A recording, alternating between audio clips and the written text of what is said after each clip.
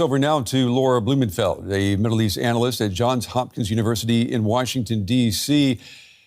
Laura, so the leader of Hamas is dead. What immediate impact do you think that Sinwar's death will have on the entire Middle East and the conflict in the Middle East?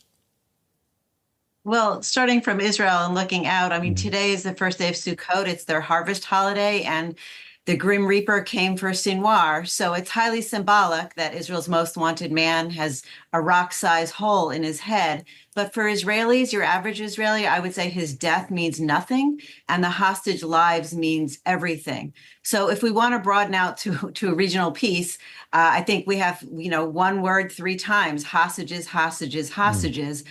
Which is why we need to become maybe more creative, and rather than going back to the same negotiating table with the same terms, which we haven't gotten far, in over just less than a year.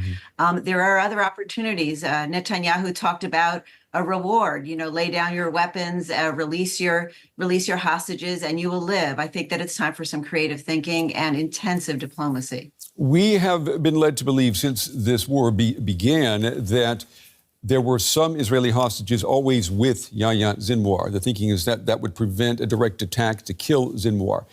Israel confirmed today that there were no hostages found with Sinwar's body. So what does that tell us? Does that tell us that Israeli intelligence has not been as accurate as we thought? Or how do you read this? Well, it's early, right? So there's a lot of details that will come to light. There is one report that the 6 hostages who were assassinated, who were shot point blank, including the American, Hirsch, Poland, Goldberg, were with Sinwar, that they found DNA evidence, and he was actually using them as human shields.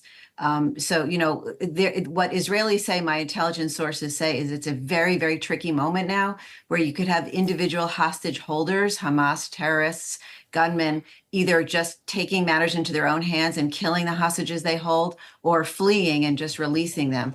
So that's why I think you see Netanyahu, the prime minister, kind of going over the head of Hamas leaders, appealing directly to the Gazan people. In the last Zogby public opinion poll, Hamas was polling at 7% among Gazans, Palestinians living in Gaza. They are not popular right now, and so he's trying to take advantage of that. Does Sinwar's death, does it open up more opportunity to have a ceasefire deal in Gaza? That's one question. But also, does it open up the opportunity for Israel now to focus even more on Iran? Right. So there are open accounts, and Israel has several open accounts. I mean, the United States would like to pivot to a ceasefire deal, although there's still that kind of revenge, that's pending from Israel to retaliate against their October 1st. There were 200 ballistic missiles launched by Iran against Israel. So I think that based on how they have been working, again, my intelligence sources, I said, what is your strategy going forward? And he said, don't F with us. So I think what they're going to do is launch some kind of counterstrike against Iran, not so much to deliver that kind of final knockout blow, but to show them how much they have left to lose, which could potentially mean striking against centrifuge factories, missile factories, maybe a massive cyber attack. It's kind of almost like that, the Godfather movie where the guy wakes up with a horse head in his bed. It wasn't so much to kill him, it was to instill fear. This appears to be a big victory for Israeli Prime Minister Benjamin Netanyahu. Will it reconcile his critics? Because you know as well as I do that there have been some very loud critics of Netanyahu inside Israel. Well, I think if he can deliver the hostages, that will redeem him. I mean, for those who say that he needs to go strong and hard militarily, I think he's winning that support. His defense minister, Gallant, was quoting the book of Leviticus today, chapter 26, and saying, we will pursue our enemies and bring them down with the sword. So for his right-wing critics, he's delivering. It's more for the folks who are looking to kind of end the fight and begin the rebuilding process that he's going to have to deliver for. And I see some opportunity now with the death of Sinwar. It also depends on who replaces Sinwar. There are certain Hamas leaders who are more aligned with Iran, which is not good news. But there are those who have more strong connections with Saudi Arabia and the Gulf countries.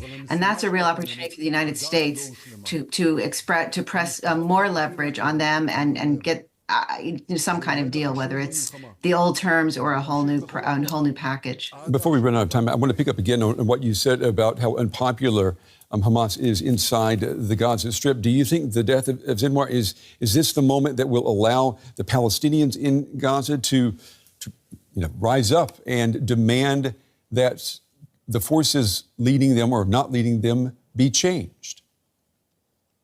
Well, I don't think they're going to be listening to Netanyahu's call. The question is there some leadership from within that talks about building rather than blowing up? And I think that, look, it's heartbreaking. It's hard to imagine, folks having a kind of positive outlook. I mean, Jake Sullivan on the anniversary of October 7th, our national security advisor, said it's hard to push past the hopelessness. But there are those who are willing to look toward the horizon, especially if Israel offers something politically for them to aim for. That's our hope as Americans. Middle East analyst Laura Blumenfeld.